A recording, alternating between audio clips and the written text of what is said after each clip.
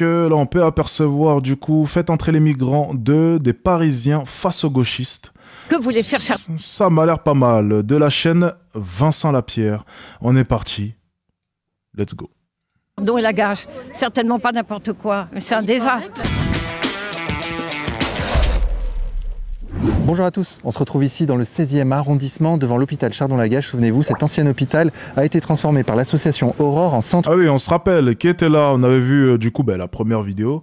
Oui, ça va, c'est pas trop près de chez moi. Hein. On s'était inquiété la dernière fois pour ceux qui se rappellent. D'accueil pour migrants, mais il semblerait que derrière tout ça se cacherait un projet immobilier. En tout état de cause, les habitants du 16e arrondissement réunis dans l'association Ensemble pour Chardon-Lagache ont organisé aujourd'hui une action. On va aller voir ça ensemble. C'est parti. Tiens, regarde. Donc voilà, donc là il colle une affiche. L'hôpital Chardon-Lagache doit être au service des enfants handicapés. Non, ça c'est une propriété de la PHP.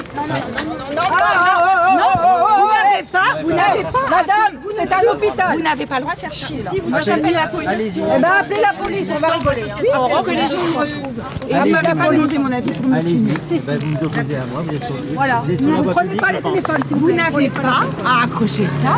C'est un hôpital, c'est pas un alors. C'est à la PHP. Et alors? C'est à la PHP. On a collé des affiches pour être... C'est pas nous qui les avons arrachées. Non. C'est pas nous qui les avons arrachées. Non, non. Moi, ce que je veux, chère madame, c'est que l'hôpital Chardon-Lagache serve aux enfants handicapés. Il n'y a rien pour les enfants handicapés. Je connais le sujet, j'ai une sœur handicapée. Et ben alors voilà. Vous n'avez rien à m'apprendre. Moi, je cherche pas à vous apprendre. Je cherche bien ça. J'ai une sœur handicapée, donc vous n'avez rien à m'apprendre. Je pense qu'on est, en termes de rhétorique, là, vraiment, on est au niveau le plus bas. Voilà, c'est bel et bien, par exemple, quelque chose que je ne vous apprendrai jamais. Hein. J'ai un cousin marocain, j'ai une petite sœur handicapée. Non, ça ne prouve rien. Voilà, oui, mais moi, j'ai travaillé dans de grandes entreprises. Alors, c'est pas le sujet. Voilà, ce n'est vraiment pas le sujet. Tout le monde peut faire des erreurs. Même les grands médecins peuvent faire des erreurs. Même les grands chirurgiens font des erreurs. Peu importe ton niveau de qualification, même peu importe ton vécu, tu peux faire des erreurs. Donc encore une fois, en termes de rhétorique, c'est le niveau 0. N'hésitez pas du coup à vous munir de l'art de débattre pour ne pas commettre de telles erreurs. Et vraiment de grosses erreurs. Simplement à vous expliquer pourquoi est-ce qu'on colle un sticker. On est tous, je pense, dans les mêmes complexités aujourd'hui. Donc voilà. Mais je voulais savoir quand même quelque chose, c'est que aussi les soignants qui sont au sein de l'hôpital, ils participent à votre association Aurore pour les émigrés qui viennent. Mais je crois que madame, vous êtes de l'association Aurore oui, sinon je ne serais pas intervenue. Ah mais je vous pose la question. Avec ma collègue. D'accord. Voilà, donc toutes les deux, vous représentez l'association on Aurore. aide plein de publics, les personnes handicapées, les mais personnes à la rue, les personnes... Ah mais bien sûr, pas ici. Personne le conteste. Pas ici. Non mais là, nous on vous parle de l'hôpital Chardon-Lagache. Et je crois que vous adressez Mais il était vacant pendant très longtemps. Non, il aurait fallu agir quand il était vacant. Nous agresse. Maintenant les personnes sont ici. Alors je ne sais pas. Vous n'avez pas vu? Ah ben c'est cette dame-là. Nous on a des tas de gens. Je vous agresse pas, je veux décoller votre affiche. Vous n'avez pas à coller cette affiche sur une affiche déjà mise. Vous êtes en train de crier, moi je suis en train de vous parler. Allez-y, moi aussi je vais parler doucement. Mais voilà, c'est pas plus mal. Voilà, Très très fort ce qu'il vient de faire. Très très fort ce qu'il vient de faire. Vous êtes en train de crier, moi je suis en train de vous parler. Toute la différence. Très très fort ce monsieur pour l'instant. Et en fait il est fort pourquoi? Et j'en parle d'ailleurs dans l'art de débattre, c'est qu'il garde son calme. Peu importe l'hystérie de son adversaire, peu importe l'excitation de son adversaire, il reste calme et impassible. Sa voix est monotone, il ne tremble pas, il ne fléchit pas. Rien, il n'y a aucun intérêt à élever la voix, hausser la voix. Donc, on est bien d'accord. Je ne suis pas agressive. Je vous demande d'enlever cette affiche. C'est tout. D'accord? Nous, l'hôpital nous a demandé d'être visible au niveau des livraisons. D'accord? Donc on avait mis une affiche Aurore. C'est pas nous qui les avons enlevés d'ailleurs. Ben non. Enfin, on avait plein d'autocollants. Donc là, la dernière petite affiche qui reste avec un vieux logo Aurore tellement tout a été arraché. Je vous demande, regardez, vous voyez, il y a encore la bande orange. Donc je vous demandais de ne pas la coller dessus. C'est tout. Ah ben c'était juste ça qui vous dérangeait? Oui, c'est que ce soit pas dessus. Oui, pour qu'on soit visible pour les livraisons. Ce qui veut donc dire que vous pouvez tout à fait remettre sur la gauche ou sur la droite. Cher. Je pense que vous avez... Il était déjà arraché. Hein. À moitié, mais on arrive à avoir Aurore. Attention à vous. Ah ben c'est la livraison Aurore. Ah mais il y a même des camions. Bonjour Philippe, je suis arrivé en pleine action. Bonjour. Oui, on était un peu surpris de l'accueil. Alors qu'est-ce qui s'est passé? Il se passe que tout simplement, moi je représente non pas un collectif mais une association depuis quelques jours qui s'appelle Ensemble pour Chardon-Lagache-Auteuil. Et ce que l'on demande, c'est que cet hôpital Chardon-Lagache, qui est un legs à la PHP, redevienne un hôpital ou reste un hôpital. Et il n'y a rien qui est fait pour les enfants handicapés dans notre pays. Paris 16e, peu importe. Et on demande tout simplement, depuis 2 ans, que Chardon-Lagache soit au service des enfants handicapés. Point barre. Et on vient chercher à nous arracher, et puis après on nous explique qu'il faut simplement que le petit logo Aurore soit visible pour les livraisons. C'est un petit peu de la mauvaise foi. Je ne suis pas dupe. Mais la livraison, elle vient d'avoir lieu. Donc je pense qu'ils ne se sont pas trompés. Et c'est des camions internes, parce que l'association Aurore, ça représente des dizaines, voire des centaines de millions d'euros. Et on nous explique, oui, mais en France. Nous, notre problématique, ce n'est pas la France. Notre problématique, c'est les enfants handicapés à Chardon-Lagache. Nous, c'est ça qu'on demande. Tout simplement. Et derrière, on a tout refait. On a tout refait. Parce que moi, je travaillais. C'était à Zalmer ici. Et moi, j'y allais tous les lundis. Je fais partie de l'aumônerie de l'hôpital Sainte-Périne. Donc, j'y étais tous les lundis, où il y avait 90 ou 95 à Zalmer. Ils ont tout refait, etc. Et puis maintenant, tout est en déshérence. C'est n'importe quoi. Ça défile, c'est n'importe quoi. On a une chapelle avec une fresque très importante. Il y a les bustes de Chardon et de Lagache. Parce que qu'est-ce que voulait faire Chardon et Lagache? Certainement pas n'importe quoi, mais c'est un désastre. Ce que l'on a découvert, c'est que derrière, il y a une chronologie. Et la chronologie, c'est 2027, on rase tout. Et on peut construire jusqu'à 31 mètres de hauteur, c'est-à-dire des bâtiments de 10 étages. On va bétoniser Chardon-Lagache. Nous, on ne veut pas. L'arrivée de femmes avec des bébés, comme ce que vous voyez passer là, n'a posé aucun problème. Personne n'a rien dit quand elles sont arrivées en cachette par l'association Aurore. Personne n'a rien dit. On nous les a mis de force, on n'a même pas eu la possibilité de les accueillir dignement. Elles arrivent dans un quartier qu'elles ne connaissent pas, avec vraisemblablement des us et coutumes qui ne sont pas les leurs, on n'a pas eu l'opportunité de les accueillir. Et maintenant, on vient faire quoi? On vient mettre 50, 72, on ne sait même pas combien ils en sont, des hommes isolés. Je rappelle juste, on a des lycées autour, on a 10 000 enfants, que les probabilités de se faire violer par ces femmes-là sont 18 fois plus importantes qu'une femme française sur le territoire français. Et on vient mettre des hommes isolés, jeunes, j'ai un moment donné, et on les parque. Madame a raison. J'avoue que là, c'est quand même assez limite. Qu'est-ce qu'ils font de leur journée, en fait? C'est Luc Ferry qui a parlé de ça il n'y a pas très longtemps, qui disait que lui-même, s'il arrivait en tant que migrant dans un pays et qu'on le laisse désœuvrer et qu'il ait besoin, à un moment donné, de se nourrir, peut-être sombrerait lui-même dans la criminalité. Et pourquoi vous ne voulez pas qu'il y ait des demandeurs d'asile dans cet ancien hôpital? Ça c'est sûr. Parce que c'est pas comme si on... Et je l'ai toujours dit, pour ceux qui se rappellent, j'ai tenu des propos un jour qui avaient choqué énormément de personnes. J'ai expliqué, je suis tellement, mais vraiment tellement déterminé à réussir que si je n'avais pas eu le choix, j'aurais été prêt à aller braquer une banque. C'est des propos que j'ai tenus il y a de ça 2 ans. Ça a choqué les gens. Alors, je ne l'ai jamais fait parce que justement, j'ai pu avoir Internet, j'ai pu avoir un ordinateur, une connexion. Et ça me suffisait amplement. Si je n'avais pas eu le choix, si j'étais né, je sais pas, dans un pays où vraiment j'aurais été dans une difficulté, j'aurais été prêt à le faire. J'aurais été prêt. Je sais que ce sont des paroles qui techniquement, je ne devrais pas prononcer ce type de paroles techniquement. Je ne recommande à personne de le faire, mais je suis obligé d'être honnête. Au bout d'un moment, il faut reconnaître que la pauvreté, le manque de solutions, ça peut t'amener à prendre certaines décisions. Et c'est pour ça que je le disais la dernière fois, à quoi bon accueillir toujours plus de personnes si la France n'est pas en mesure de pouvoir les prendre en charge? Ça n'a tout simplement aucun intérêt. C'est pas être raciste, ce n'est pas être... Non, c'est juste être réaliste. C'est tout. Juste être réaliste. Accueillir des gens, ne pas les aider, les laisser dans la merde, les laisser dehors, et j'en passe... Ce n'est pas d'hospitalité. C'est essayer de se donner bonne conscience. Et bonne conscience vis-à-vis de quoi? Regardons l'histoire. On croulait sous les hôpitaux qui fonctionnent en France. Cet hôpital a été désaffecté, on ne sait pas exactement pourquoi, par la PHP il y a plusieurs années, soi-disant pour y construire des logements pour les personnels soignants. Et puis aujourd'hui, on voit bien que le but de la PHP, ce serait de vendre cette parcelle et les bâtiments qui sont dessus pour faire probablement un projet immobilier. Et ça, on est contre cette idée-là. On est contre qu'on se retrouve avec une barre de 10 étages, comme c'est possible et prévu par le plan local d'urbanisme qui a été récemment voté. À Montparnasse, il y a eu l'hôpital Saint-Vincent-de-Paul, c'est ce qui est arrivé. C'est un site de 3,5 hectares où on a construit des tours et ce sont des HLM. Moi, c'était à 30 mètres de chez moi et il n'y a rien eu à faire, effectivement. Qu'on mette des migrants, je veux bien. Mais alors on leur apprend à lire, on leur apprend à parler le français et on leur propose du boulot. On ne les parque pas comme on les parque partout maintenant en France, sans rien leur offrir.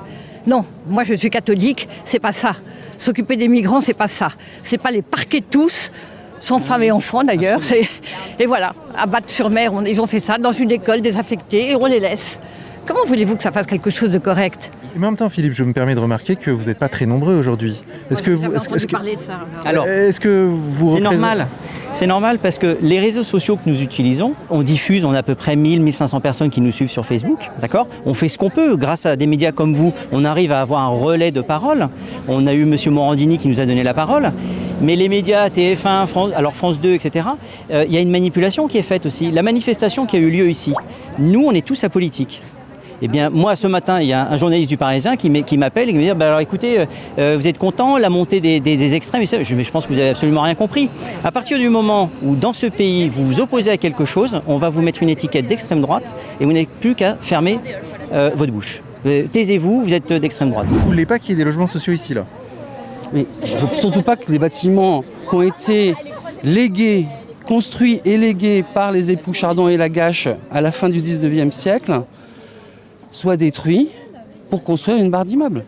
Qu'il y ait des logements sociaux pour les personnels soignants, pour les pompiers, pour des fonctionnaires qui n'arrivent pas à se loger dans Paris intramuros, je trouve ça absolument normal. Mais on sait très bien qu'aujourd'hui, la politique de la mairie de Paris ne laisse au maire d'arrondissement qu'à peu près 10% de choix des personnels qui vont pouvoir y arriver. Et est-ce que vous pensez que vous avez des chances d'obtenir gain de cause là ? En tout cas, on va se battre pour qu'on ne détruise pas les bâtiments actuels et qu'on ne construise pas une barre d'immeubles qui va défigurer le quartier et qui va changer la population d'un quartier qui aspire simplement à la tranquillité et à la sécurité. Nous, on est en contact, notre association est en contact avec des collectifs qui sont dans les autres quartiers de Paris, il n'y a qu'à les interroger. Vous voyez comment ça se passe quand Aurore s'installe dans un quartier. Ce sont les fossoyeurs du quartier. Ah, il y a la police qui arrive. Et ils ont appelé la police, évidemment, puisque vous voyez bien, puisqu'on nous traite de fachos, de violents, etc. C'est intéressant. Vous voyez, regardez la dame. C'est l'association Aurore. C'est marrant ça. Elle a vraiment appelé la police pour une affiche Colette, donc. Oui. La police...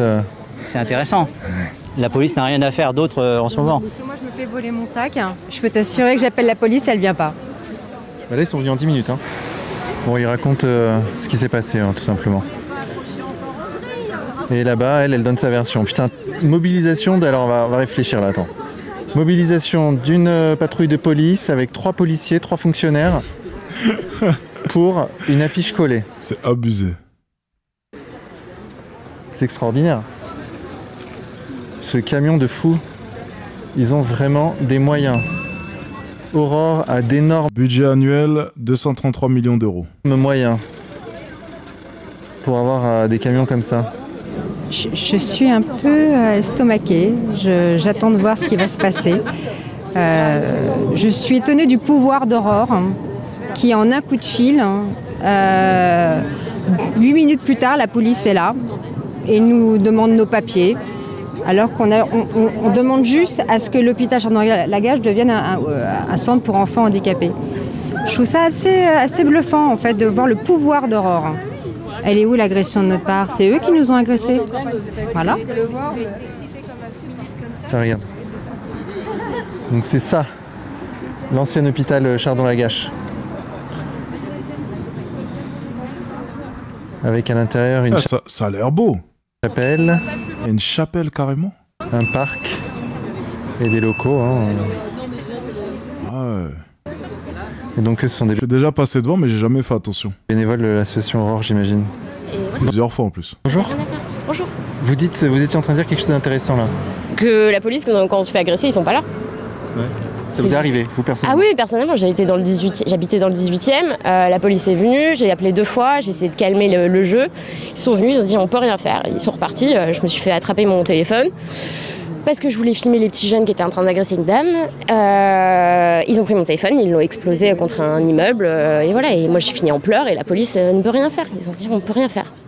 Ni pour vous, ni pour la dame agressée, ni pour rien en fait. Et ils ont dit on est désolé, ils sont venus pourtant, mais ils ont dit on peut rien faire. C'est 8 petits jeunes, on peut rien faire. Alors là quand on colle un sticker, par contre là la police elle arrive en moins de 10 minutes, il n'y a pas de souci. Donc c'est pour ça, moi foncièrement je suis là parce que j'ai quitté le 18e parce qu'il y avait trop de problèmes et je veux qu'on reste calme ici. Et là c'est fou la réactivité quand il y a un sticker posé, là ça arrive tout de suite quoi. Et vous êtes contre donc l'installation d'un centre d'accueil pour migrants dans cet hôpital? C'est un hôpital, on est en train de fermer des hôpitaux, il faut que ça reste un hôpital, c'est le leg en plus qui est comme ça, donc non, c'est pas l'endroit, il y a plein de familles, plein d'enfants, c'est pas l'endroit où mettre ça. Alors qu'est-ce qui a été dit là, Philippe? Alors, à chaud. À chaud, cette dame-là me dit, elle demande au policier, moi je veux pas qu'on me filme. Le policier dit, oui mais on peut demander à ce que vous soyez flouté éventuellement, mais moi les images je vais les garder bien évidemment. Madame, on va faire en sorte qu'on ne reconnaisse pas son visage, mais on pourra voir le vrai visage de l'association Aurore et des gens qui la composent, qui sont d'une violence extrême. Ouais. Et encore, heureusement que j'étais pas seul. Ouais. Ah non mais là, alors je connais la loi sur le bout des doigts, personne ne peut m'empêcher la captation d'images. Le droit à informer est protégé par la Constitution. Bon ben voilà, mais cette dame-là en fait... Hélas, on n'est pas en Corée du Nord. Ils ont tous les droits, ils viennent mettre des gens en cachette au petit matin, ils s'en vantent pas. Nous on dit qu'ils les ont pas accueillis, ils les ont parqués. Regarde cette église comme elle est très belle.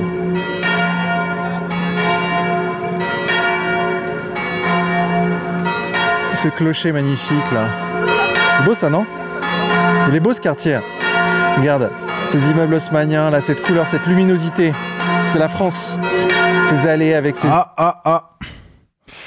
Les gars, c'est pas trop loin de chez moi. Bon, je le sais de toute façon, mais... C'est pas trop loin. Là, encore 3 rues et vous êtes chez moi, les gars. Pour ceux qui veulent aller me cambrioler, j'ai laissé quoi chez moi? Attendez, laissez-moi réfléchir. Dans tous les cas, non, mais de toute façon, vous allez juste tomber sur quelqu'un, en fait, je suis con. Et c'est vrai qu'il y a... Non, il faudra aller dans la cave. Il faudra aller dans la cave. À part des... non, vous allez trouver... ça sera pas mes affaires, en tout cas, dans tous les cas. Ces arbres, ces avenues. Faut pas aller dans la cave, juste. Évitez la cave. Au moins un. Le mec qui donne les indications. Évitez la cave. Putain, le mec qui donne toutes les indications. Ces beaux immeubles, cette toiture, ces chambres de bonne, cette verdure là en plein centre-ville de Paris. Ouais. Le carillon. C'est la question que je pose. Voilà, c'était tout ce que j'avais à dire. Voilà. C'est très bien. Je suis touchée de près par le handicap et tout, donc il y a des gros problèmes structurels pour l'accueil des enfants handicapés. Donc voilà, on les met où les enfants handicapés? Voilà, c'est ça la question que je pose. Et la police... Ah, ok, intéressant. Bon, toujours autant de problèmes aux alentours de cet endroit.